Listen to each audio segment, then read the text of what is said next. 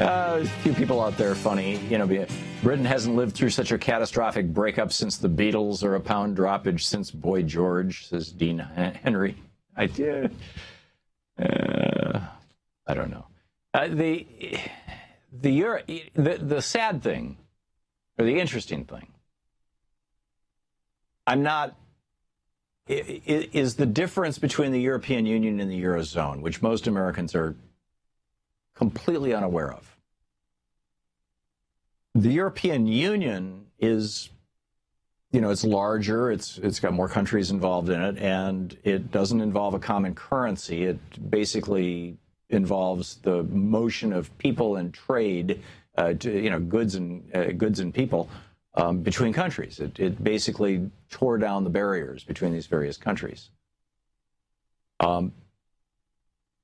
That was actually a relatively, in fact, in the beginning, it was an entirely very progressive, anti-war. You know, as I said, it came out of World War II. The whole idea for the European Union, the Eurozone, which is the common currency, that came about like around the time of Margaret Thatcher and post-Thatcher, and that was very much a neoliberal, and it's run by neoliberals, and it's the Eurozone that has been so punishing, for example, to Greece and Spain and Portugal, Italy.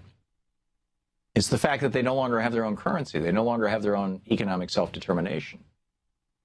And in fact, arguably, being members of the European Union has been of benefit to those poorer countries, because as their people are wiped out by the neoliberal policies of the Eurozone, those people who have the means can travel to countries like the United Kingdom or France or Germany and become, kind of reinvent themselves without having to get a passport or a visa or anything, a work permit, and get a better job, find a better economic future.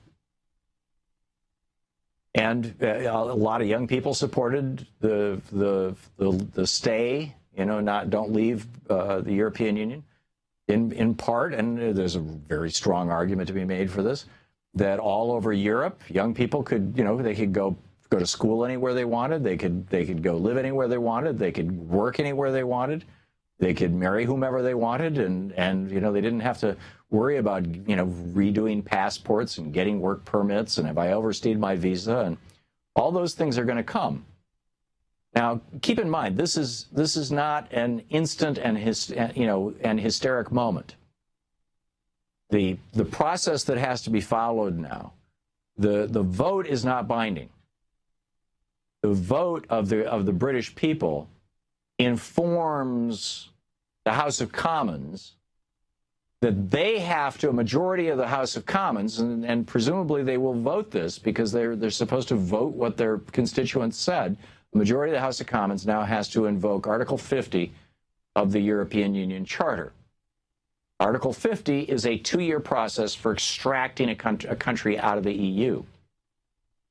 Now, the Germans are saying, David Cameron is saying, I'm going to stay in office for at least a couple more months, and during that time, I'm not going to invoke Chapter 50. And there's some folks who are saying, oh, gee, well, maybe, if the pound really falls and the stock market goes to hell and things just fall all apart and it becomes really obvious that Brexit was a dumb idea, then Parliament won't vote in 3 months for Article 50. Because Cameron is saying, I'm not going to do this. It's going to have to be the next guy.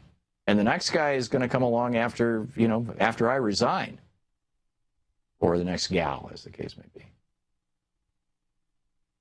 But the Germans are saying, we're not waiting 3 months. We're going to totally kick you guys' ass. Because we are very upset about this. Germany and Britain used to be major manufacturers in the European Union. And now Germany's power, Germany's influence, Germany's domination, basically, of Europe has been radically increased by the UK pulling out. And this is making the Germans uncomfortable. It's making a lot of other European countries uncomfortable.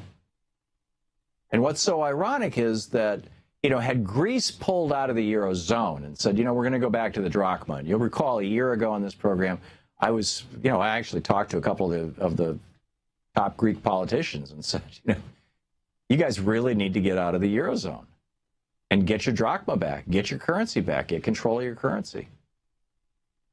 It's the, over and over and over again, not having control of your currency is the thing that is one of the things that just destroys countries. Look at what's happening in Venezuela right now because they pegged the bolivar to the dollar 10-1. And in the black market, it's going 400-1. You can't, you've got to control your currency. And so if Spain or Greece or any of these other countries had said, okay, we're going to get out of the Eurozone, I would say, okay, that's a very progressive thing to do, actually. And it's a national thing, a nationalist thing to do, but in a positive way. It's literally taking your country back. But disassociating from the rest of Europe because of immigration and because of a general downward spiral in wages, some of which can be tracked to that immigration, it's a little dicier. I mean, I think if I were British, I probably would have voted for the Brexit. But I'm not, crazy enthusiastic about it the way I would be were I a member of any of the other European countries outside of Germany or France who are members of the Eurozone. Now, Germany and France are benefiting from the Eurozone, but most of these other countries are not. So, to watch more clips from our programs, hit the Watch More Videos button over here. And please be sure to hit the handy-dandy subscribe button so you'll always be up to date. Tag, you're it.